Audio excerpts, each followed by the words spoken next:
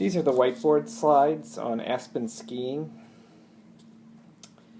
So Aspen's an interesting case, obviously. The way in which you move quickly between a price-fixing violation or potential price-fixing violation that would violate Section 1 of the Sherman Act, per se illegal, which is, if you look at the footnotes, sort of what the Colorado Attorney General wanted to push, versus the alternative, which is obviously the case in the Supreme Court, which is that Aspen Skiing is engaging in monopolization in refusing to deal with Highlands. The thinness between those two accounts is sort of remarkable. Okay. What I tried to do in class was, I guess, two different things with regard to economics. I wanted to do another version of the tying example. This is a bundling example. And like the version we did when we were talking about Jefferson Parish and really the older cases, International Salt and the IBM case, this is a situation where allowing the monopolist to bundle, tie, may actually increase social welfare. And that's the structure of this. And it tracks a little bit what goes on in the case. So the setup of this was just to do as simple a version as possible, was to have two mountains, A and B. Mountain B is public and free. And the reason I do that is that takes the game theory out of it. We're not going to have Mountain B or the owner of Mountain B be a strategic actor. That's just going to be taken as a given, and it's simply a question of how Mountain A responds to the opportunities created for skiers by the existence of Mountain B. If you made Mountain B private, then you'd really have to work your way through a game theory situation and calculate Nash equilibrium and the like. Okay, but we're not doing that here. So the situation then is that skiers are going to ski for the weekend.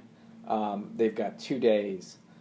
Mountain A is preferred to Mountain B, and the nature of this is that consumers, as it were, value variety in the sense that if you spend the first day on Mountain A, you value that at 50, but then if you go spend another day on Mountain A because you've done it for 1 day, you don't value it as much the second day. That's valued at 30.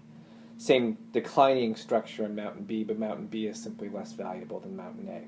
So on that, the first day you value at 20, the second day at 10.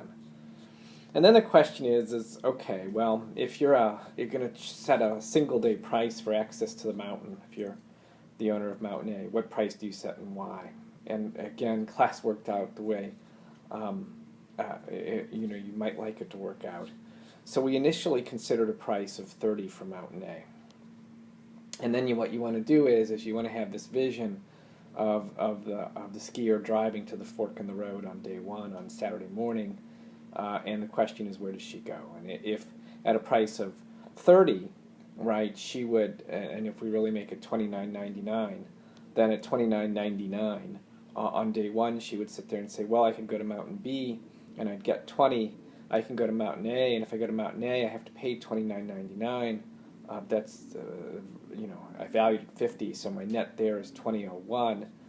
Because it's 1 penny more, I drive to Mountain A on day one, pay my $29.99, and I get $20.01. That's Saturday. Then on Sunday, of course, same thing happens. Person drives up on Sunday, and then on Sunday the person says, well, I can go to Mountain B, fork in the road. I can go to Mountain B. That'll be my first day on Mountain B. I value that at 20. Or I can go to Mountain A. It's going to be my second day on Mountain A. 30 minus $29.99. I only value it as a penny. Person goes to Mountain B and skis on Sunday there. And so at the end of the day, if you ask, how did we do from a social welfare standpoint? Well, the person would have spent Saturday on Mountain A at 50, Sunday on Mountain B at 20. That's worth 70 total. When the reality is there's a better outcome available, the 50 and the 30, if the person spends both days on Mountain A. That's not what happens here. Ask how our monopolist did. Well, the monopolist only made $29.99, and part of that was driven because the monopolist set her price to compete for the first day of skiing. And she can do something better and raise her price make more money, and that's to compete for the second day of skiing. What does that mean? Suppose the monopolist sets the price at $39.99. Then on day one, the consumer drives up, comes to the fork in the road and says, look, I can go to Mountain B for 20. I can go to Mountain A, and Mountain A, 50 minus $39.99, I value that at $10.01, I'm going to go to Mountain B. So the person skis on Mountain B on Saturday, rather than skiing on Mountain A. And so Saturday works out a little differently. Sunday, person drives up, fork in the road. Now the question is Mountain A versus Mountain B? Well, consumer's going to value the second day on Mountain B at $10. And it's going to say, well, I could go to Mountain A, valued at 50, pay $39.99. That's a net to me of $10.01. $10.01 beats 10. I guess I'll do Mountain A. So in that situation, if the monopolist raises her price to $39.99, we flip day one and day two. In the first version at $29.99, consumer spent the first day on Mountain A, the second day on Mountain B. Now those are flipped. But in both cases, the consumer spends one day on Mountain A, one day on Mountain B. That's not what we want socially, but the monopolist would do better with the price of $39.99 rather than a price of $29.99. That's what all this says. But ask a different question. Suppose that we had the monopolist not sell single-day passes, but sell joint passes, 2-day passes. That was the only thing the monopolist sold. How would that work out? Well, now the consumer recognizes that when she drives up, she's going to pay something to go to Mountain A or not. And whatever that something she's going to pay is it's going to give her both days of access. And so the monopolist says, you know, I just need to beat a total of 30. That was what 2 days on Mountain B would look like. So if I can give the consumer a net that's slightly better than 30, 30.01, then I can do that. And so if I'm the monopolist and I set a price of $49.99, then someone who drives up to Mountain A or Mountain B, the fork in the road, is going to sit there and say, well, if I buy the $49.99, then I'll spend 2 days on Mountain A, or I can spend 2 days on Mountain A, which is what I'd really like to do. That's going to give me a total of 80 less the $49.99.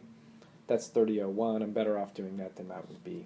So the end result here is that the monopolist can bundle the 2 days together, set a single 2-day price of $49.99 rather than the single ticket price of $39.99. That boosts profits to the monopolist, but also increases social welfare because now the skier spends both days on Mountain A. That's just another version of the tying example that we did on the Jefferson Parish Day. All right. The obvious question is, well, is that what's going on in Aspen Skiing? How should we assess that? One of the things we talked about in class, of course, is that we seem to see bundles, but not bundles in skiing areas where there's lots of competition. That's what the case seems to suggest. So if you go to a skiing area where the mountains are relatively unconcentrated, we tend to see these 6 or 7 day bundles, but you're not restricted to a particular mountain. And so the facts in the case suggest, but that's what we see in competition, and that's not what we're seeing here. Now, the flip side of that is that part of what's, I think, important to understand about Aspen Skiing, and that's where the next example goes, is that we have to have a story about what's a legitimate exercise in monopoly power by a monopolist. You're allowed to set high prices as a monopolist, and that's seen, Alcoa says this, the Link Line case more recently says this. This is seen as the legitimate benefit of being a monopolist. You get to charge high prices. And so we need to figure out what that means exactly and whether we should characterize what Aspen Skiing is doing in the case and what my Mountain A owner is doing here as simply charging high prices. All right, and I tried to offer a second example to frame that. This was a situation where I think, again, matching the facts in the case, we think of Aspen and Utah and other places, Whistler in Canada, as being sort of skiing destinations.